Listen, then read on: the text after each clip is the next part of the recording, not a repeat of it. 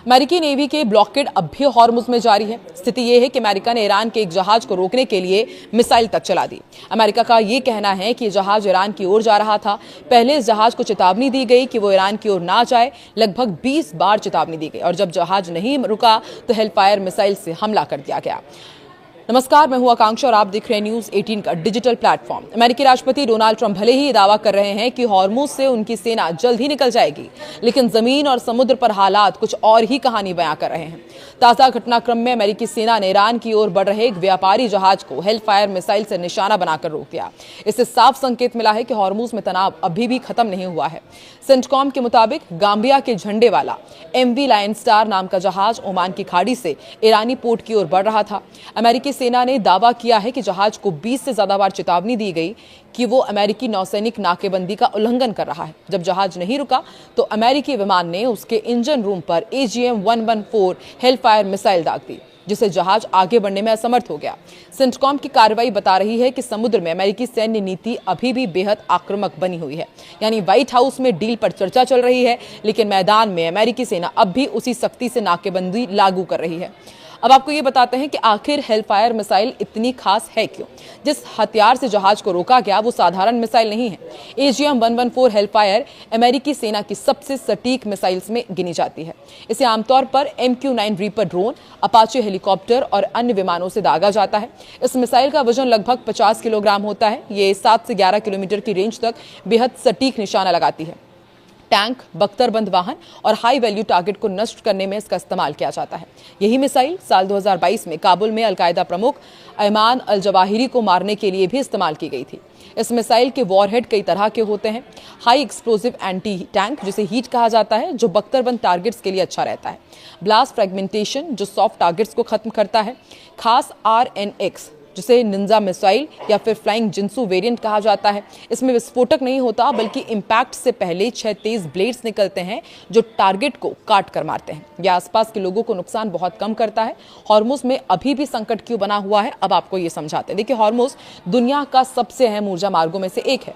वैश्विक तेल और LNG सप्लाई का बड़ा हिस्सा इसी रास्ते से गुजरता है। फरवरी में जब से अमेरिका और ईरान संघर्ष शुरू हुआ है, उसके बाद से ये रास्ता बुरी तरह प्रभावित हुआ।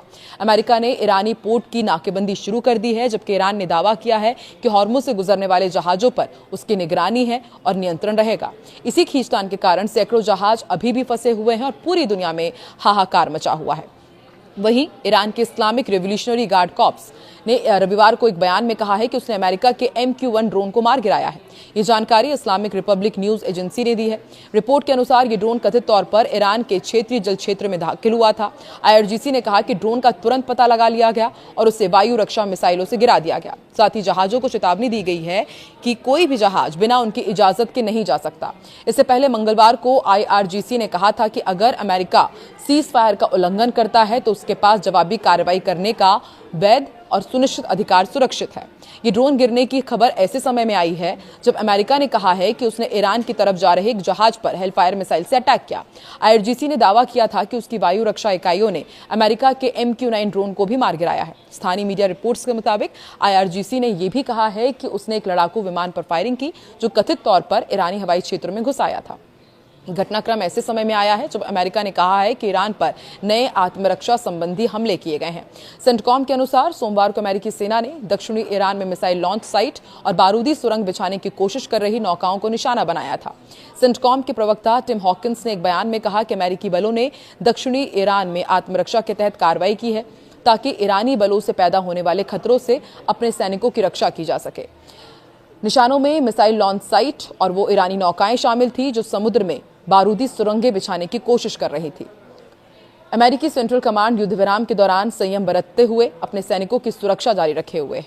IRGC नेवी ने चेतावनी दी है आगे कि अगर अमेरिका हॉर्मुज के प्रबंधन में किसी भी तरह का दखल देता है तो उसे कड़ी सैन्य कार्रवाई का सामना करना पड़ेगा। एक न्यूज एजेंसी के मुताबिक रणनीतिक रूप से बेहद महत्वपूर्ण इस जलमार्ग के पास फंसे कुछ जहाजों के चालक दल की ओर से उपलब्ध कराई गई सार्वजनिक समुद्री रेडियो चैनल की रिकॉर्डिंग में आईआरजीसी नेवी ने फारस की खाड़ी और ओमान की खाड़ी में चल रहे जहाजों को चेतावनी जारी की है, जिसमें कहा गया है कि हॉर्मुज स्ट्रेट अभी भी बंद है और वहां से गुजरने की अनुमति केवल आईआरजीसी नेवी की मंजूरी और ईरान की ओर से तय किए गए मार्गों के जरिए ही दी जाएगी। इसमें यह भी कहा गया कि नियमों का उल्लंघन करने से समुद्री सुरक्षा को गंभीर खतरा हो सकता है। तो देखिए, एक तरफ लगातार ये कहा जा रहा है कि अमेरिका और ईरान के बीच बहुत ही जल्द अब आगे की डील फाइनल हो सकती है, लेकिन दूसरी तरफ अब भी जमीनी स्तर पर हवाई हमले किए जा रहे हैं, मिसाइल अटैक किए जा रहे हैं और हॉर्मुज स्ट्रेट पर तनाव लगातार बरकरार है। आपको क्या लगता है कि अमेरिका ईरान के बीच बहुत ही जल्द ऑल इज वेल होगा या फिर इसी तरह से जो खतरा है वो और भी गंभीर होता जाएगा और इसका खामियाजा पूरी दुनिया की अर्थव्यवस्था पर पड़ेगा? कमेंट सेक्शन पर अपनी प्रतिक्रिया जरूर दें।